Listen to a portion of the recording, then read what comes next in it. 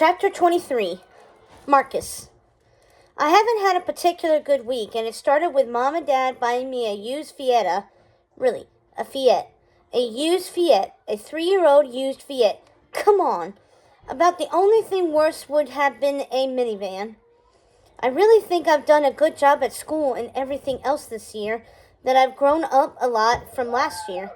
I made the AB honor roll in high school for the first time.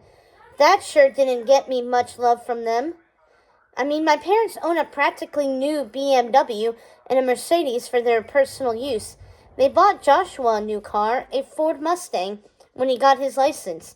I remember very clearly that they said that would be the car he could take away for college in a couple of years. That was why the car had to be new. They've always favored him over me because he's Mr. Perfect first male child. Mom and me have been driving some with the Fiat. She picked me up after football practice several times last week and let me drive home. Caleb and Paul and some of the other guys on the team saw her do it and have been ragging me about what's up with the old lady car type crap. I can't stand it. The other day, Mom said she would let me drive the Fiat to school for some extra practice, and then she would go on to work in it. I was so embarrassed to be seen in that piece of junk again that I lied and said I had to get to school early, so we left 20 minutes sooner than usual. Backing out of our driveway, I ran over the curb, and Mom snapped at me, so I drove right back up over the curb and went into the grass just a little bit and ended up tearing up some of Dad's precious lawn. It had rained big time the night before, and Mom yelled at me again to stop, and I threw on the brakes. I ground up some more grass when I was about to get back on the asphalt in our driveway, but the grass was so wet I ended up spinning my wheels, and the next thing I knew, the Fiat is stuck in a rut in the yard.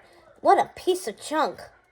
It was a good thing that Dad had already gone to the office, because for sure he would have come running out of the house and yelling at the top of his lungs. I have to admit, I was a little shook up at that point.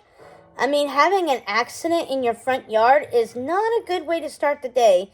Mom asked, "Do you want me to take over and get us out of the rut?" And I have to admit that I said yes. She said she would call a professional gardener to come fix the lawn today before Dad came home, and that she wouldn't tell Dad, that maybe he wouldn't notice. When you have to pin your hopes for a good day on a gardener's skills, well, what can I say? School didn't go any better when I got there. It was the week we were going to do skills tests in phys ed instead of behind-the-wheel stuff, and Coach Miley announced that first on the list was running 50-yard dashes. That's my thing, and nobody ever beats me in speed tests, either on the football team and especially in phys ed. And Luke of all people beat me by 1/10 of a second.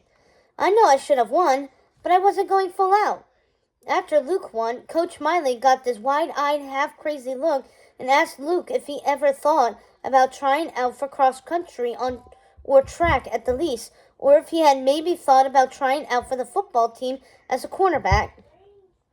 Luke said he wasn't interested, that he had some kind of job after school. Then Henson asked me if I would like a rematch with Luke in a 50-yard dash, and all the guys started yelling, "Rematch! Rematch!" And crap, if Luke didn't beat me again when we ran one-on-one, I mean, he barely edged me out, but the kid can run. I'll give him that.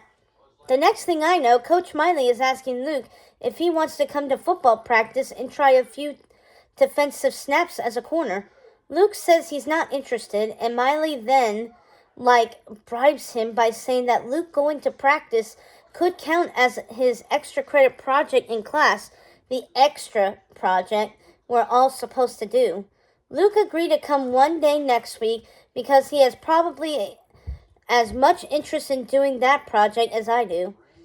After football practice that day, while Joshua was driving me home, I was complaining about Mom and Dad, Joshua having a Mustang, the Fiat thing, the phys ed skills thing, and Luke, and Joshua got mad and pulled over the car.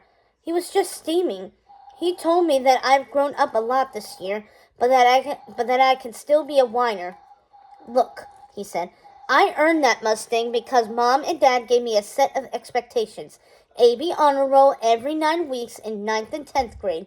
No behavior issues at school or home. And best efforts in school, in sports, and life. And I met them. Can you say the same? If not, shut up. I started to say something, but then I realized he was right. Crap, I hate it when he's right. Then he said cornerback was a weak spot on the team, and it had been both years I was on the team. That it would be good if we had somebody that could stay with me and challenge me a little.